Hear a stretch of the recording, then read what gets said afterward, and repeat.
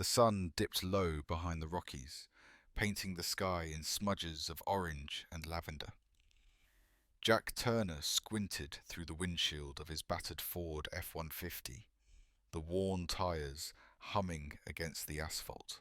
The road wound endlessly through the sparse pine forest of western Colorado. Jack, a retired police officer with a salt and pepper beard and calloused hands, preferred these long drives. They gave him time to think. About his wife, long gone now, about his career, and about the empty house he drove home to every night. He tapped his fingers against the steering wheel in rhythm with a slow country song playing on the radio. Up ahead, twilight deepened the shadows at the edge of the road.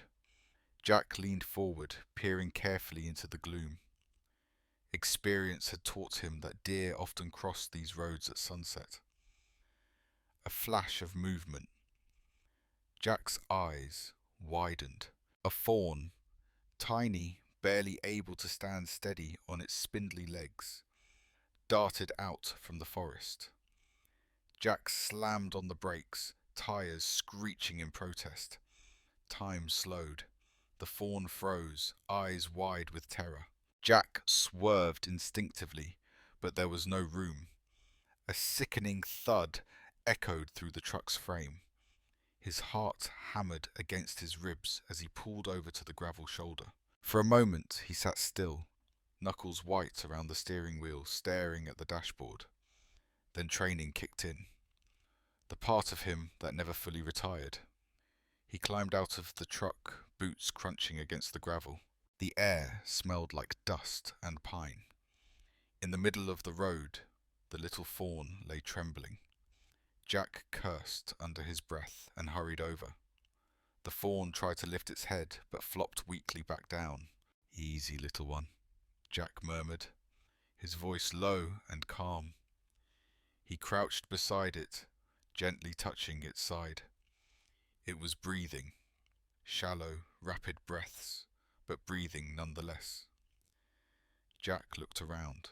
The road stretched empty in both directions, disappearing into the darkening trees.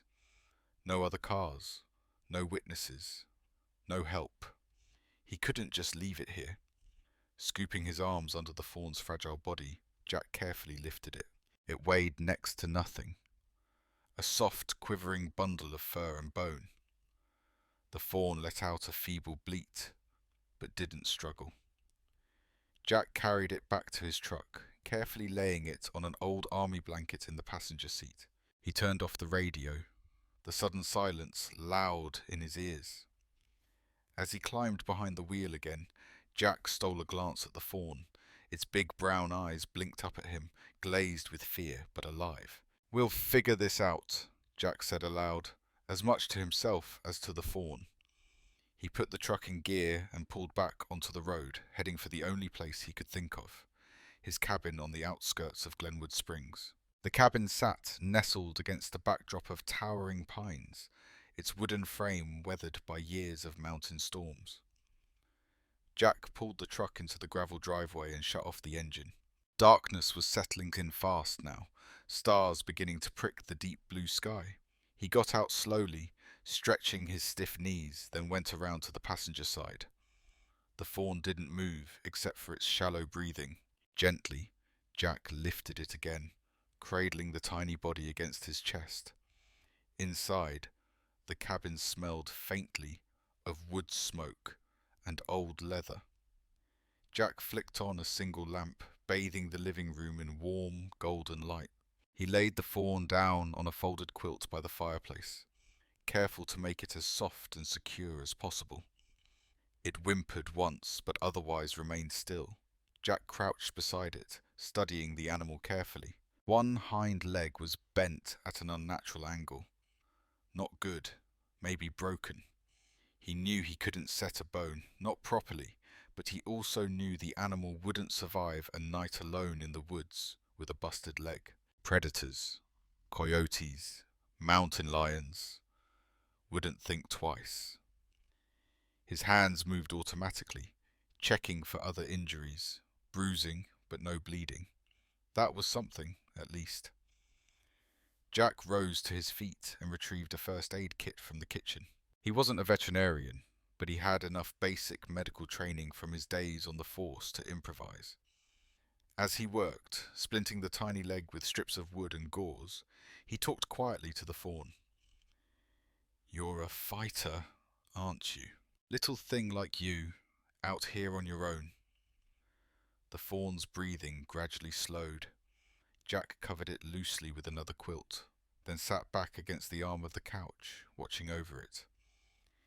He didn't sleep much that night. Every time he closed his eyes, he remembered the thud of impact, the flash of panic in the fawn's eyes. Regret gnawed at him. Morning arrived grey and cold. Jack brewed strong coffee and peered out the window. Mist curled through the trees like ghostly fingers. He knew he couldn't keep the fawn forever. That wasn't fair to it. It needed to be wild, needed to grow up in the forest where it belonged. But it couldn't go back yet. Not like this. Jack sipped his coffee, decision forming. He would heal it, give it a chance, then set it free. He owed it that much. Jack spent the next few days devoted to the little fawn. He fashioned a makeshift pen in the living room, using old chairs and wooden planks, creating a safe enclosure where the fawn could rest without risking further injury. He made calls, discreet ones. An old friend from his police days, now a forest ranger named Ben Holloway, gave him advice over the phone. "Keep it warm, hydrated," Ben had said. "But Jack, you know it's illegal to keep wild animals without a permit, even injured ones." Jack had grunted. "I'm not keeping it. I'm saving it." Ben hadn't argued further. Each day, Jack hand-fed the fawn with a mixture of goat's milk and special formula he managed to find at a local feed store. It wasn't easy. The fawn was skittish and stubborn, shying away from Jack's hands. But gradually, a fragile trust began to form between them. Jack named him Lucky. It felt fitting. Surviving a collision with a truck was no small miracle. Days stretched into weeks. Lucky's leg began to heal, though he still limped awkwardly when he tried to stand. Jack massaged the little leg gently every evening, coaxing the muscles back into strength. Jack talked to Lucky more than he realized. About life, about his late wife Anna, about the years he spent on the police force and the loneliness that came after. "You know, little guy," Jack said one night as they sat by the fire, "sometimes saving something else helps save you too." Lucky looked at him with those huge, solemn eyes, and Jack found himself smiling in spite of everything. But he knew it couldn't last. The fawn was growing stronger. Soon, it would be time. One crisp morning, Jack stepped outside with Lucky carefully carried in his arms. The fawn, now stronger and heavier, wriggled slightly, eager to explore the world beyond the wooden walls of the cabin. The grass sparkled with frost under the rising sun. Jack set Lucky down gently on the edge of the yard. The fawn wobbled at first, but then found his footing, the healing leg still favouring a slight limp. Jack watched him sniff the air, ears twitching at every sound. A squirrel chattering, a woodpecker drumming somewhere deep in the pines. "This is your world, Lucky," Jack said softly. For the next several days, Jack began to transition Lucky slowly. During the day, he let the fawn roam within a fenced part of the yard, teaching him to forage. He scattered berries, leaves, and tender shoots around for Lucky to find. The instincts were there, buried, but alive. At night, Lucky still came inside, sleeping curled up by the hearth. Jack called Ben again. "I'm almost ready," Jack said. "I need a place. Somewhere safe where he can finish growing up."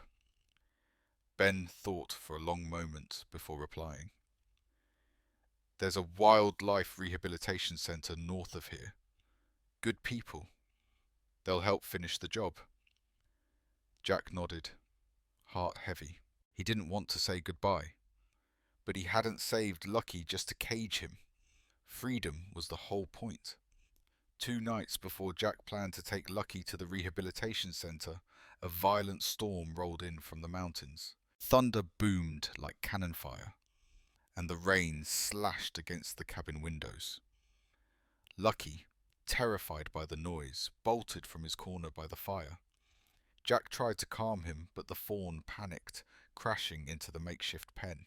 Before Jack could reach him, Lucky stumbled toward the back door, which rattled loosely on its hinges. A gust of wind blew it open. In a blur of movement, Lucky darted into the storm. Jack shouted, heart lurching, and grabbed his raincoat and boots. Without thinking, he plunged into the darkness after him. The storm was merciless. Sheets of rain reduced visibility to almost nothing. Jack called Lucky's name over and over, voice hoarse. He followed faint hoofprints in the muddy earth, slipping and stumbling. Branches whipped at his face. The wind howled like a wounded animal. After what felt like hours, Jack spotted a flash of white. The tip of Lucky's tail, barely visible in the gloom. He broke into a run, adrenaline surging. Lucky stood trembling at the edge of a swollen creek, the water raging with runoff from the storm. Jack skidded to a halt, hands outstretched. "Easy, boy," he panted. "Come on back. You don't want to cross that." But Lucky, panicked beyond reason, stepped toward the water. Jack didn't hesitate. He lunged forward, grabbing the fawn just as its front hooves slipped into the current. Water splashed over Jack's boots, icy and fast. He held on with everything he had, straining against the pull of the creek. Finally, muscles burning, Jack dragged them both back onto solid ground. Lucky collapsed against him, shivering. Jack wrapped his arms around the fawn, shielding him from the worst of the rain. "You're okay," Jack murmured, breathless. "You're okay." And somehow, despite the storm, despite the madness of it all, they were. Jack carried Lucky all the way back to the cabin through the driving rain, his muscles aching, every step a battle against the sucking mud and fierce wind. The fawn was limp with exhaustion, but he was alive. That was all that mattered. When Jack finally stumbled through the door, soaked to the bone, he didn't bother stripping off his wet clothes. He laid Lucky gently by the fireplace and hurried to stoke the fire back to life. Flames caught on the logs with a loud crackle, sending welcome heat into the room. Jack grabbed every dry blanket he owned, wrapping the shivering fawn tightly. He moved on instinct, focused entirely on keeping Lucky warm, alive, safe. Only once Lucky stopped trembling and began to breathe in slow, steady rhythms did Jack allow himself to sit down. His body screamed in protest, but inside he felt lighter somehow. He had saved the little one again. Through the stormy night, Jack sat by the fire, dozing lightly, one hand resting on Lucky's side. The fawn's heartbeat thudded faintly against his palm. A small, stubborn testament to survival. By morning, the storm had passed. Golden sunlight streamed through the rain-smeared windows, catching the steam rising from the wet earth outside. Jack looked at Lucky, who now slept peacefully under a mound of blankets. He smiled tiredly. "You're a tough one," he said softly. In that moment, Jack realized something deeper. The fawn wasn't the only one who needed saving. Jack had been adrift for too long, weighed down by loneliness and memories of a life that seemed to belong to someone else. Helping Lucky had given him purpose again. A reason to get up each morning, to care, to fight. He hadn't just saved Lucky. Lucky had saved him too.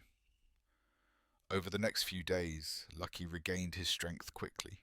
His limp grew less noticeable, and he began to explore the yard with cautious curiosity, sniffing at wildflowers and chasing the occasional grasshopper. Jack watched with a bittersweet ache in his chest. Every step Lucky took was a step closer to leaving. Ben called again, confirming that the rehabilitation center was ready to take the fawn. They'll help him learn how to survive on his own, Ben assured him. It's the best thing. Jack knew that, but knowing didn't make it easier. He spent one last evening with Lucky under the wide Colorado sky. They sat together at the edge of the woods where the trees whispered secrets in the wind. Jack leaned back against an old pine, a cup of coffee cooling in his hand. Lucky lay nearby, dozing in the tall grass. The stars blinked into existence, scattered like diamonds across the velvet night. Jack spoke softly, half to the fawn, half to the universe. You're gonna have a good life, little guy. Better than I ever could give you. Out there, free. His voice cracked slightly. He cleared his throat and sipped his coffee, blinking against the sting in his eyes. It was time. At dawn, Jack loaded Lucky gently into the back of his truck, securing him inside a large pet carrier lined with soft blankets. The drive north was quiet, winding through misty mountain passes and sleepy towns just beginning to stir awake. Lucky made a few soft noises, but mostly he was calm, trusting Jack even though he didn't understand where they were going. Jack's chest felt tight the entire way. The rehabilitation center sat nestled at the base of a wide valley, surrounded by open meadows and thick woods. A modest sign read, Wildlife Rescue and Rehabilitation. Authorized personnel only. A woman in khaki fatigues met Jack at the gate. Her name was Emily Sanchez, a sturdy, kind-faced woman with quick eyes and gentle hands. You must be Jack, she said with a smile. We've heard a lot about Lucky. Jack introduced himself briefly, explaining everything. The accident, the rescue, the healing. Emily listened patiently, nodding. You did good, she said simply. Most wouldn't have bothered. Jack watched as she carefully lifted Lucky from the carrier. The fawn looked around nervously, but didn't bolt. He'll be in a special enclosure at first, Emily explained. Limited human interaction. We teach them how to be wild again, step by step. Jack nodded. His throat felt too tight to speak. He crouched beside Lucky one last time, stroking the soft fur behind his ear. You're strong enough now, he whispered. You've got this. Lucky blinked at him, nose twitching. Then Emily led him away toward the enclosure. Jack stood watching until they disappeared from view. Then he climbed back into his truck and sat there for a long time, listening to the engine tick softly as it cooled. He had done the right thing, but that didn't make it hurt any less. Autumn crept across Colorado like a slow tide, painting the forests gold and crimson. Jack settled back into his solitary routine, but life somehow felt different now. Quieter, yes, but not hollow. He spent more time outside, chopping firewood, fixing the old fence, hiking deeper into the woods than he had in years. The world, which had once seemed so heavy and grey, now glowed with subtle colour. He noticed things he hadn't before. The smell of damp earth after rain, the chatter of chipmunks, the way the first frost clung to the grass like powdered sugar. Every so often, Jack found himself glancing toward the trees, half expecting to see a slim young deer watching him from the shadows. He didn't visit the rehabilitation center. Emily had told him it was better that way. Less confusing for the animals. They needed to forget human faces, to trust only the wilderness. Still, Jack couldn't help but wonder. Had Lucky learned to forage properly? Had he found a herd to join? Was he strong enough to survive the winter snows that would soon blanket the mountains? Jack chose to believe the answer was yes. Lucky had survived the storm after all. He was a fighter. One evening, as Jack sat on his porch sipping coffee, he spotted movement at the edge of the clearing. His heart jumped. A young deer stepped cautiously from the trees, lean, graceful, its coat thickening for winter. It wasn't lucky, he could tell, but something about the sight filled him with fierce, bittersweet pride. Life went on. That was the way of it. Jack raised his mug in a silent salute. Snow fell heavy and deep that winter, draping the mountains in silence. Jack stayed busy, ploughing the driveway, tending the fire, repairing the old generator when it sputtered and died one particularly frigid night. But even in the deep cold, a spark of warmth lived inside him, a small, steady flame he hadn't felt in years. Sometimes he found hoofprints near the cabin. He couldn't know for sure if they were Lucky's. Probably not. Deer were common enough in these parts. Still, every time he saw those delicate tracks crisscrossing the snow, his heart lifted. Spring eventually came, slow and stubborn, prying winter's grip from the land. Buds unfurled on the trees, and rivers, swollen with meltwater, roared through the valleys. Jack stood at the edge of the woods one morning, breathing in the sharp, clean air. Somewhere out there, Lucky was living his life, running through endless meadows, bedding down in secret hollows, maybe even raising fawns of his own one day. Jack smiled.